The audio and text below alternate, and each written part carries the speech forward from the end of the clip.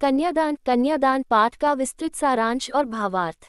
लेखक सच्चिदानंद हीरानंद वात्स्यायन। अज्ञेय। परिचय। कन्यादान एक प्रसिद्ध हिंदी पाठ है जो एनसीईआरटी कक्षा 10 की हिंदी पाठ्यपुस्तक में शामिल है। यह एक संवेदनशील कविता है जो पिता और पुत्री के रिश्ते, पारंपरिक कन्यादान की प्रथा और सामाजिक मान्यताओं पर गहरा प्रश्न उठाती है।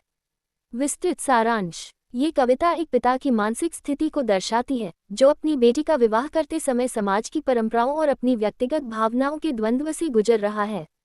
पिता की भावनाएं। विवाह के समय बेटी को विदा करना किसी भी पिता के लिए कठिन होता है। पिता अपनी बेटी को बड़े प्यार से पालता है, उसे संस्कार और शिक्षा देता है और उसके सुखद भविष्य की कामना करता है। लेकिन जब विवाह का समय आता है तो उसे बेटी को किसी और को सौंपना पड़ता है।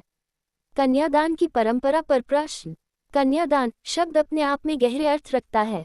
समाज में इसे एक पवित्र कार्य माना जाता है, लेकिन पिता के लिए यह एक अत्यंत भावनात्मक क्षण होता है। बेटी कोई वस्तु नहीं है जिसे दान किया जाए।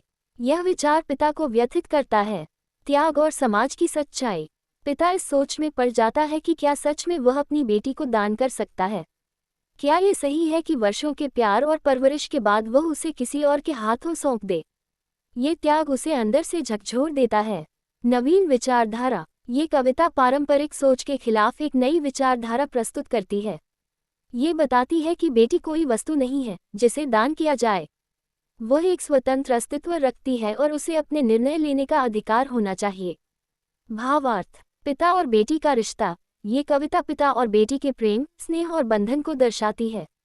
परंपरा और संवेदना का टकराव। ये कविता सामाजिक परंपराओं और व्यक्तिगत भावनाओं के बीच के संघर्ष को दर्शाती है। नारी स्वतंत्रता। कविता ये संदेश देती है कि बेटी कोई वस्तु नहीं है जिसे दान किया जाए, बल्कि उसे अपने निर्णय लेने की स्वतंत्रता मिलनी चाहिए।